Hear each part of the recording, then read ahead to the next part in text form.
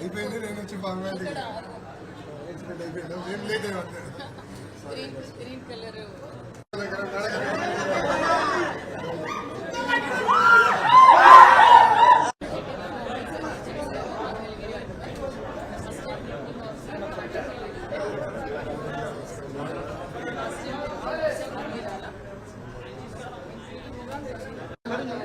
Madam గారు రండి అమ్మా వచ్చేసి మేడం మేడం ఒకసారి మేడం సార్ సార్ ఒకసారి late thank you madam sir అందరు సహకారం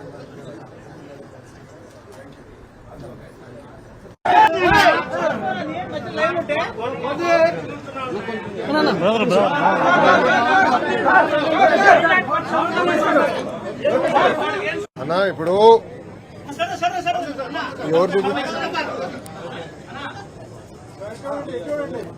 అందరితో మాట్లాడుతాం. మీడియా మిత్రులందరికీ నా నమస్కారం. ఈరోజు ఆంధ్ర రాష్ట్ర ప్రజలు తెలుగుదేశం, జనసేన, భారతీయ జనతా పార్టీ పైన పవిత్రమైన బాధ్యత పెట్టారు. అది దారి తప్పిన రాష్ట్రాన్ని సరైన దారిలో పెట్టేదానికి, ఉద్యోగాలు లేని రాష్ట్రంలో ఉద్యోగాలు కల్పించేదానికి, సంక్షేమ అభివృద్ధి రెండు జోడెద్దుల బండిలాగా తీసుకెళ్లేదానికి ఒక పవిత్రమైన బాధ్యత మాకు ఇచ్చారు. ఆ బాధ్యతను నెరవేర్చడానికి ఆర్నిసలు మేము అందరం కష్టపడతాం, కలిసిగట్టిగా పనిచేస్తాం. ఆంధ్ర రాష్ట్రానికి పూర్వ వైభవం తీసుకొచ్చే బాధ్యత ఈ మూడు పార్టీలు కలిసిగట్టిగా చేస్తాయని ఆంధ్ర రాష్ట్ర ప్రజలందరికీ నేను ఈరోజు తెలియజేస్తున్నాను. ప్రత్యేకంగా మంగళగిరి నియోజకవర్గానికి వచ్చేగల 1985 తర్వాత మంగళగిరి నియోజకవర్గం పైన పసుపు జెండా ఎగరలేదు. తెలుగుదేశం, జనసేన, భారతీయ జనతా పార్టీ నాయకులందరూ కృషితో ఈరోజు 91,000 పైచిలుక మెజార్టీతో నేను గెలుస్తాం జరిగింది. ఇది ఈరోజు నాకున్న సమాచారం మేరకు ఆంధ్ర రాష్ట్ర చరిత్రలో 3వ స్థానంలో ఈ మెజారిటీ ఉంది. ఈ ఎన్నికల్లో అన్ని రికార్డులు సృష్టించింది తెలుగుదేశం, జనసేన, భారతీయ జనతా పార్టీ కూటమి. మొదటి స్థానంలో పల్లా శ్రీనివాస్ గారు, మా గాజువాక నాయకుడు, శాసనసభ్యుడు 95,000 మెజారిటీ గెలిచారనేది నాకు సమాచారం. రెండో స్థానంలో గంటా శ్రీనివాసరావు గారు భీమిలి నియోజకవర్గంలో దాదాపు 92,000 మెజారిటీ గెలిచారని, నేను మెజారిటీలో 3వ స్థానంలో ఉన్నాను. ఆనాడు చంద్రబాబు నాయుడు గారికి అన్నగా భావించే పవన్ అన్నకు కూడా హామీ ఇచ్చాను. ఎవరు ఊహించిన మెజారిటీతో నేను మంగళగిరి గెలిచి కానుక కింద ఈ సీట్ ఇస్తానని హామీ ఇచ్చాను. ఆ హామీని నిలబెట్టుకున్నా. దాని వెనకాల ప్రజల ఆశీస్సులు నాతో ఉన్నాయి, దేవుడి ఆశీస్సులు నాతో ఉన్నాయి. ఇంత మెజారిటీతో గెలిచిన తర్వాత మా పైన బాధ్యత పెరుగుతుంది, ప్రత్యేకంగా నా పైన బాధ్యత పెరుగుతుంది. మంగళగిరి ప్రజలకి నేను అనేక హామీలు ఇస్తాం కూడా జరిగింది. గత 5 సంవత్సరాలుగా వాళ్ళకి అనేక సంక్షేమ అభివృద్ధి కార్యక్రమాలు చేస్తాం కూడా జరిగింది. వచ్చే 5 సంవత్సరాలు వాళ్ళకి అనేక పనులు చేయాలి, ఇచ్చిన హామీలు నిలబెట్టుకోవాలి. ఒక ఆదర్శ నియోజకవర్గంగా మంగళగిరిని తీర్చిదిద్దే బాధ్యత ఇప్పుడు ఎమ్మెల్యేగా మంగళగిరి ప్రజల కోసం లోకేష్ చేస్తాడని ఈ మీడియా సమావేశంగా మంగళగిరి ప్రజలందరికీ తెలియజేస్తున్నాను. ఇప్పుడు మీడియా మిత్రులకి ఏమైనా ప్రశ్న ఉంటే దానికి ఒక్క నిమిషం అండి. మీడియా మిత్రులకి ఏమైనా ప్రశ్న ఉంటే ఇప్పుడు అడగాల్సిందిగా కోరుతున్నాం. ఇప్పుడు అడగండి. కార్యకర్తలకు మాట ఇచ్చారు, మిమ్మల్ని ఇబ్బంది పెట్టిన వాళ్ళ పేర్లన్నీ కూడా ఒక బుక్ లో రాసామన్నారు. ఆ బుక్ లో ఉన్న పేర్లు పనికి కల్పించబోతున్నారా? అంటే వాళ్ళకి న్యాయం చేసే దిశగా లేకపోతే నేను మళ్ళీ చాలా స్పష్టంగా చెప్తాను. నా యువగలం పాదయాత్రలో స్పష్టంగా ప్రజలకి కార్యకర్తలకు నేను హామీ ఇచ్చాను. ఏ అధికారులు వైకాపా నాయకులైతే చట్టాన్ని ఉల్లంఘించి ప్రజల్ని తెలుగుదేశం పార్టీ కార్యకర్తలు ఇబ్బంది పెట్టారో వాళ్ళపైన ఎంక్వైరీ చేస్తాం. అధికారులకు సంబంధించిన విధంగా జ్యుడిషియల్ ఎంక్వైరీ చేస్తాం. ఎంక్వైరీ నివేదిక మేరకు సర్వీస్ నుంచి డిస్మిస్ చేసి జైలుకు పంపించడానికి కూడా నేను వెనకాడను అని ఆనాడు ప్రజలకి చెప్పా, కార్యకర్తలకు చెప్పా.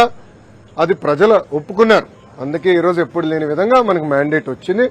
తప్పనిసరిగా ఇచ్చిన మాట, ఇచ్చిన హామీ నేను నిలబెట్టుకుంటాను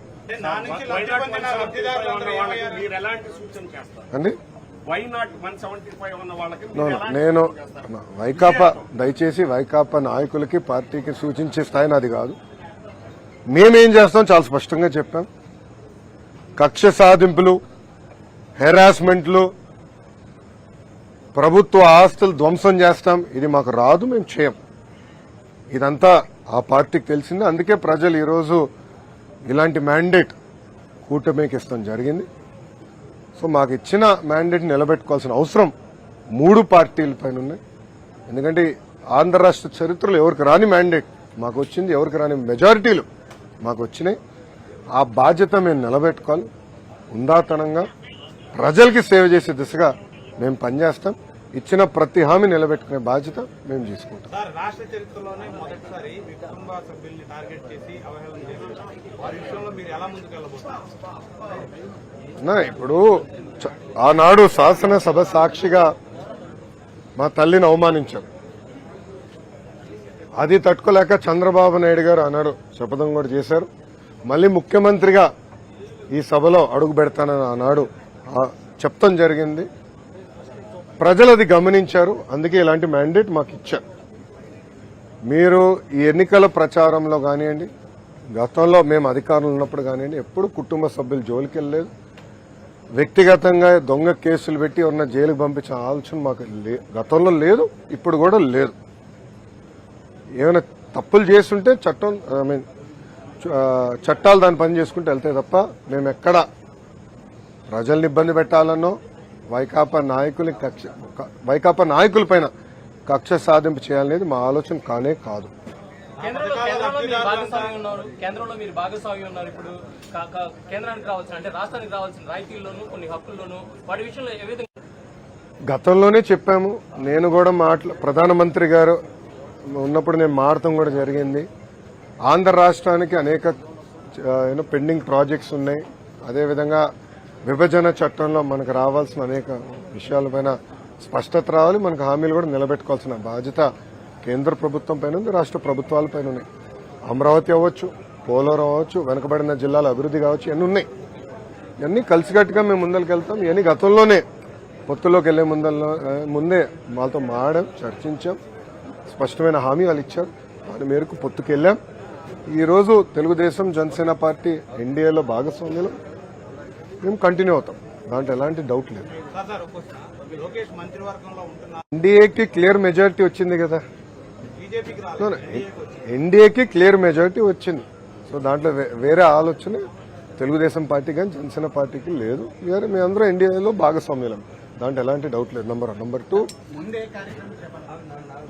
నా భవిష్యత్ అంటే నా పాత్ర ఏంటనేది అది మా అధిష్టానం, మా నాయకుడు చంద్రబాబు నాయుడు గారు నిర్ణయిస్తారు. అది నేను మాట్లాడే విషయం కాదు. ఓకేనా? ఒకే రాష్ట్రం, ఒకే రాజధాని, అది అమరావతి. తెలుగుదేశం, జనసేన, భారతీయ జనతా పార్టీ నాయకులం అందరం కూడా ఆ మాట పైన కట్టుబడి ఉన్నాం. రాజధాని లేని రాష్ట్రానికి రాజధాని అవసరం.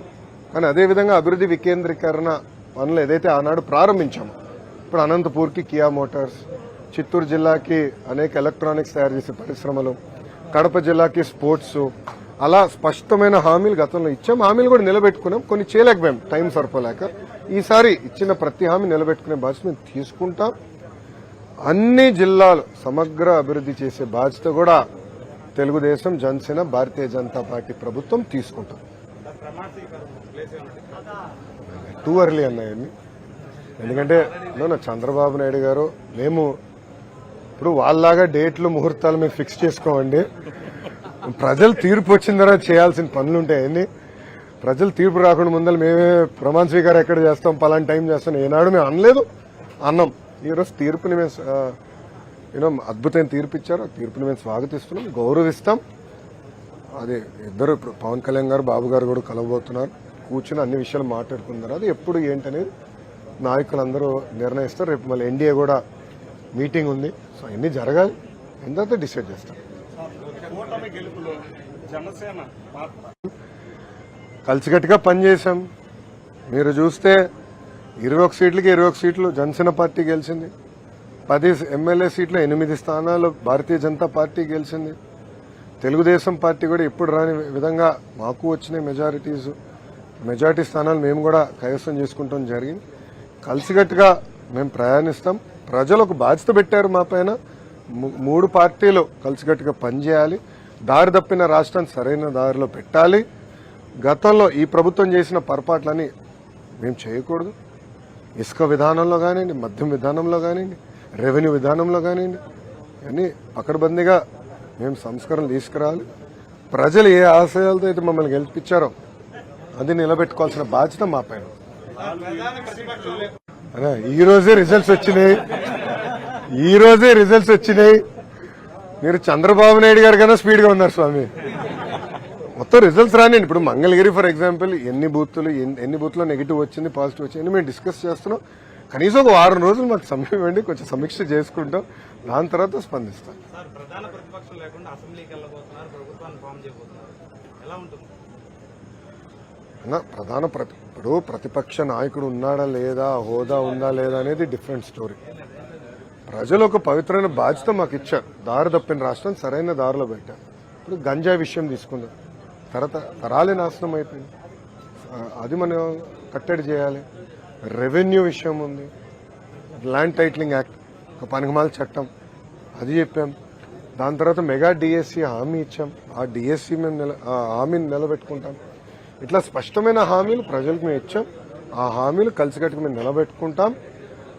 ఆంధ్ర రాష్ట్రానికి కేంద్రం నుంచి రావాల్సిన నిధులు కూడా తీసుకొచ్చే బాధ్యత కలిసికట్టుగా తీసుకుంటాం. ఓకేమ్మా? సాక్షి లేదా? నో సాక్షి? పర్లే ఎన్టీవీ మిత్రులు, టీవీ9 మిత్రులు కూడా వచ్చారులేండి. పర్లే మరో సాక్షి ఉన్నారులేండి. ఓకే గురుగారు, థ్యాంక్ యూ. ఉంటాను సార్. అందరు నమస్కారం.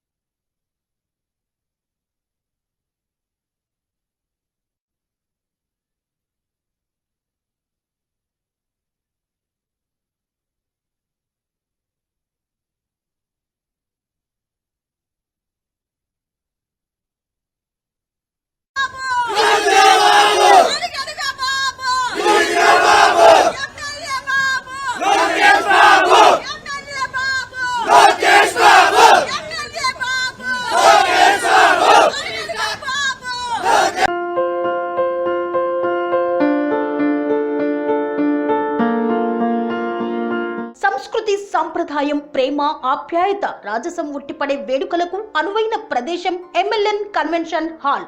కని విని ఎరుగని రీతిలో జరిగే మీ ఇంటి కళ్యాణ వైభోగానికి అందమైన కళ్యాణ వేదిక MLN convention hall. MLN convention hall ప్రత్యేకతలు: సువిశాలమైన wedding halls, centralise AC, banquet hall మరియు విశాలమైన డైనింగ్ హాల్, వధువరుల కోసం ప్రత్యేక ఏసీ మరియు నాన్ ఏసీ గదులు, నక్షత్రాల వెలుగులో పచ్చని పచ్చికపై పార్టీల కోసం అనువైన గార్డెన్. ఎంఎల్ఎన్ కన్వెన్షన్ లో సీసీటీవీ పర్యవేక్షణతో పూర్తి భద్రత.